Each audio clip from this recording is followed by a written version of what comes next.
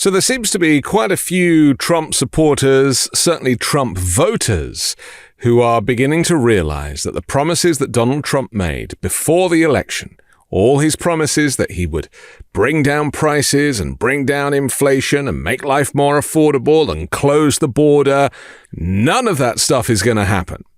And he's admitted it too. I also want to go back to part 3 of my analysis of the interview that he gave with Meet the Press. Now, it was a long interview and he told so many lies that this has required a 3-part analysis.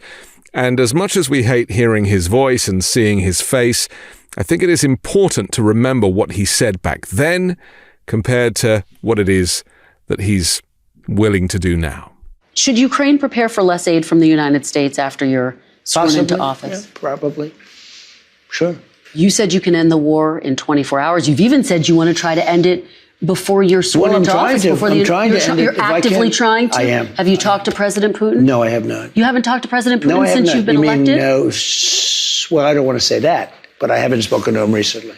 So you've spoken to President Putin since you've been elected? I don't want to say that. I don't want to say anything about that because I don't want to do anything that could impede the negotiation. That's right. Donald Trump claimed before the election that he could end the war in Ukraine in 24 hours. He said that it was the easiest thing to do, that he was very good friends with Vladimir Putin and he got on okay with Volodymyr Zelensky.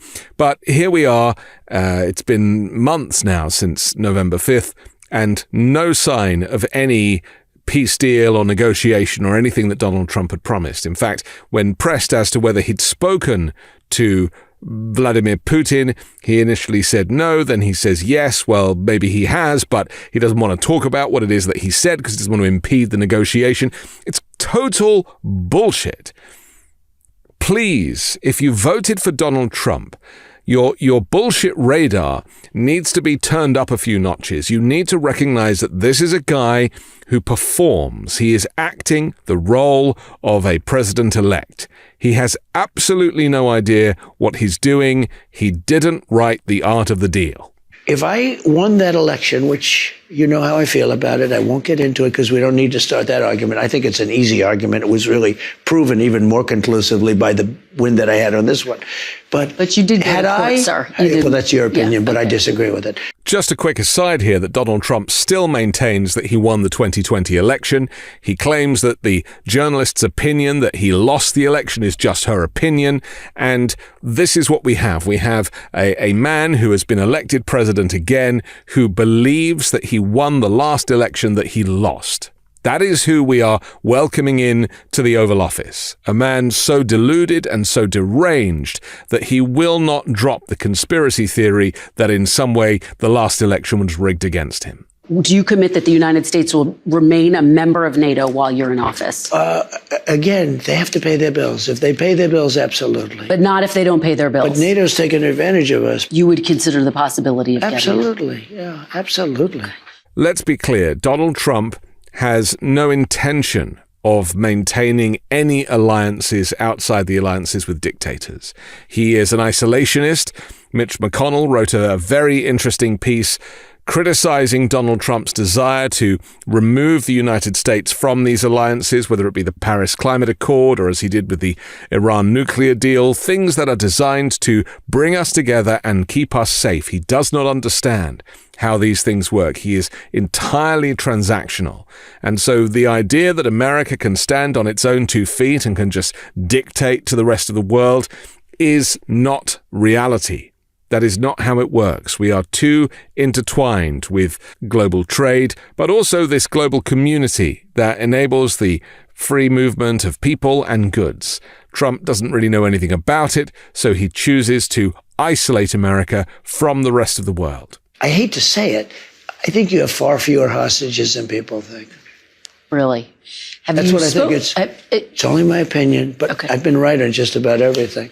Donald Trump quite happily saying out loud that he has been right on just about everything, which is, of course, completely untrue. Donald Trump is literally wrong about everything. He just rewrites the narrative to take people's focus away from what he has said previously to what he is saying now, because he is a confidence trickster. That is how he operates. So the fact that he has the confidence to say, I have been right on just about everything, is him doubling down on the control he has over you. He is trying to make you think that he has been right on just about everything, but he provides no detail. And trust me, when we play the tape and bring the receipts, he is wrong on everything. Trump lives in his own head. He has a much greater opinion of himself than the rest of the world does. And when he talks about the fact that the rest of the world is laughing at America or that we don't have any respect on the world stage, what he's actually doing is projecting his own insecurity.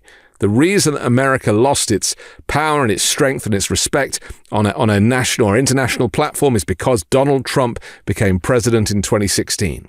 A reality TV show host, a failed businessman with no experience. That is why the rest of the world started laughing at him and was embarrassed for him. And he is now projecting that in some way it's Joe Biden's fault. Nothing to do with Biden. Biden, if anything, restored some of the alliances and the respect that the US had previously. Trump is a laughingstock. He is a joke. And now the US is going to go back into this period of embarrassment as a new scandal will break every day or indeed every hour, as they have been doing over the last few weeks before he's even entered the Oval Office. If China invades Taiwan on your watch, are you committed to defending Taiwan? I never say. Still won't say. I never say because I have to negotiate things, right? Can you just say if you'll defend it? I'm not saying if the U.S. military. I'd prefer that they don't do it. I have a very good relationship with President Xi. We have been communicating with each other. Since you were elected? Yes. And you sent that message? Since like 3 days ago. Yes, we communicate. And you sent that message to him, don't invade Taiwan? We didn't talk about that. Okay. We talked about other things. So Trump admits to having private conversations with President Xi Jinping of China. He says we get on very well. Of course, as you know, he loves an authoritarian. He loves a despot. So he's chatted to him, probably just congratulating each other on their great successes, but doesn't actually mention the relationship between China and Taiwan. Doesn't want to commit to whether or not the US would stick up for Taiwan. Well, it's clear. The reason that Donald Trump will not commit is A, he doesn't know anything about it, he doesn't know what it is, he doesn't know whose side he should be on, but B, his loyalty and his allegiance is with the great dictators. That is where he sees himself. That is who he wants to be with. And so he would never say anything negative towards Putin, to Xi Jinping, or even to Kim Jong-un. I mean, he sent that guy love letters and an Elton John record, for goodness sake. For the sake of unifying this country, will you concede the 2020 election and turn the page on that chapter? No. No, why would I do that? Okay. I have the absolute right. I'm the chief law enforcement officer. You do know that. I'm the president. But I'm not interested in that. Trump, yet again, refusing to turn the page on his 2020 election loss. This is, again, a conspiracy theory, something that he is carrying with him. He is the one that created this storyline. Nobody else. Everybody else recognized that he lost the election by a significant amount, that he was not the outright winner, and therefore he should have walked away. He didn't. He tried to overturn the election. He had a coup in place with a fake electors scheme that was all ready to go, relying on Mike Pence, his then vice president, to effectively recertify the election in Donald Trump's name. Pence refused to do that. Then we saw the riot at the U.S. Capitol, windows broken, police officers attacked, which he also denies was anything other than just tourists touring the US Capitol. I mean, we have to be absolutely clear who it is that has been re-elected to the United States presidency. A fantasist and somebody who is completely disconnected to the common reality, not just the reality that you and I share, but the reality that the rest of the world shares, the reality that has confirmed that climate change is a real thing. But no, this guy is choosing to claim that it's some kind of Democrat hoax and will not do anything. He wants to drill, baby, drill. That's his plan for America. That is how he chooses to handle the existential threat of the climate crisis, is by drilling for more oil. What do you want to say to Americans who didn't support you in this campaign? I'm going to treat you every bit as well as I have treated the greatest MAGA supporters. There's never been anything like MAGA in the history of this country. I have to bring back civilization to our country. Trump can't answer a question directly. You know, how are you going to treat people that didn't vote for you? He's now saying he will treat them as he did the MAGA, and then, of course, he changes the subject to talk about how great the MAGA movement is. Well, people who didn't vote for Donald Trump are not suddenly going to become MAGA people. If anything, they're going to do their best to protect themselves and their families from the wrath of Donald Trump and his dictatorship. People have to be able to walk across the street and buy a loaf of bread without being shot, and that's going to happen. But what I say to them is, I love you, and we're going to all work together, and we're going to bring it together. I don't know where Donald Trump lives, what kind of apocalyptic existence he thinks that people have in America, but it is perfectly safe to go get a loaf of bread. Even in some of the most troubled cities, you can still go buy bread. I know he thinks that you have to show ID to buy groceries, but again, he is a fantasist. He has created this false bogeyman to scare people into thinking that life is so bad and that only he can fix it. Well, he does not have the tools, he doesn't have the know-how, he doesn't even understand how society functions. The man was born with a silver toilet in his mouth, and he has lived in a bubble for the last 70 or 80 years. So we really need to understand that his version of America is not our version of America, and we can do very well without his intervention. Thank you very much. And I was getting along with the left. Let's call it the left, will be nice. Okay, we're just going to call it.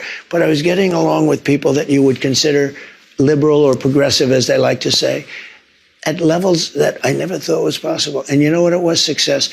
Success was bringing the country together, and that's what I want to do. Trump was a progressive. Trump was a liberal. Trump donated to the Democratic Party, to Hillary Clinton. Donald Trump is a populist. He has completely changed his politics because he knew that he could convince the Republicans that he was an ideal candidate for them. So he has no principles, he has no opinions, he is merely a populist.